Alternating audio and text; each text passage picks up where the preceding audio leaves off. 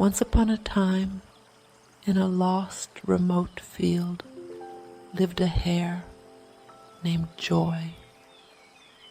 She wasn't much different from the others. She had long ears, swift legs, a nose that quivered at the scent of rain. She knew the rhythm of the wind and how to sense foxes before they crept close. But there was something in her eyes, a stillness, an unspoken question. She didn't chase meaning, not at first. She simply noticed that no one else seemed to ask. Life around her was full of motion, of survival, of repetition. The hares rose, ate, ran, hid, played, nested, mated, slept. They chased shadows and scents, called it life, and never questioned it. But Joy did, not loudly, not even deliberately. She would sit in the still grass while others fed, watching a leaf turn lazily in the wind. She would lie awake at night, not out of fear, but listening, not to sounds, but to a kind of silence inside herself. One evening, as the sun melted behind the hills, she found herself thinking, why do I do what I do? Why this constant cycle? Eat, hide, move, repeat. Where does it go? She didn't ask as a complaint. She asked as a child might ask the moon, curious, soft, without agenda. But the questions didn't fade. In fact, they deepened. She began to notice how everything was patterned, but the pattern led nowhere. The sky poured light, then took it back. The flowers blossomed, then broke. Hares were born, grew fast, then were taken. By foxes, by cold, by time. What was all this for? She tried for a while to ignore it. She nibbled roots, she played, she let herself be distracted by affection. She followed rituals, cleaning fur, storing memories, watching the moon wax and wane. But nothing filled the hollow, and she began to wonder, is it just me? Am I broken to not find this enough? Then came a stretch of still days. No storms, no danger, no change. The world was too quiet. The distractions fell away, and the truth stood naked in the field with her. Life had no meaning, no clear direction, no secret purpose, no waiting reward, just this. Breath in, breath out. The way a shadow moves across a stone. At first she panicked, not in her body, but in her soul. If this was all there was and it made no sense, then why stay? She didn't move for hours, not out of fear, out of stillness. The idea of vanishing crept in like fog, not dramatic, almost logical. If it has no point, she thought, then perhaps the most honest thing is to step away. She didn't cry.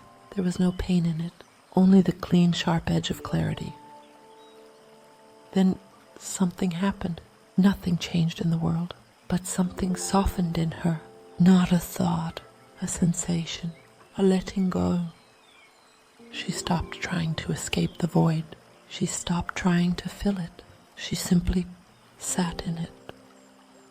And in that space, raw, still, terrifying, she began to feel something unexpected, not meaning, presence. A beetle crawled nearby. The wind shifted. A bird sang once, then fell silent. None of it explained anything, but all of it was. The beetle didn't need a reason to walk. The wind didn't ask for applause. The bird didn't sing for a purpose. They existed beautifully in their own being. Joy's breath slowed, and in its rhythm she felt something unfamiliar but warm. Not happiness, not understanding. Peace. Not peace as the absence of trouble, but peace as the acceptance of what is. She lay back in the grass. The earth cradled her. The sky, endless and unanswering, blinked with stars. "It doesn't need to mean anything," she whispered. "It just is," and somehow that was enough. From that moment she stopped chasing. She ate when she was hungry, but no longer as distraction. She lay in the sun, not because it solved anything, but because it warmed her fur. She let the wind comb her ears, and when pain came, because it did, she didn't flee it. She sat with it. She let it be part of the moment. She no longer needed to escape from the senselessness, because the lack of meaning was no longer a threat. It was the canvas, and life without logic became art. A breath became a miracle. A rustling leaf, a dance, a moment of stillness, a cathedral. And from this peace, something new emerged, not as something to hold, but as something that held her. Joy. Not her name, but the feeling, the one she had never chased, and so had finally arrived. And sometimes, not always, love would rise too. Not dramatic love, but the kind that looks at a stone and says, "You're beautiful just because you are."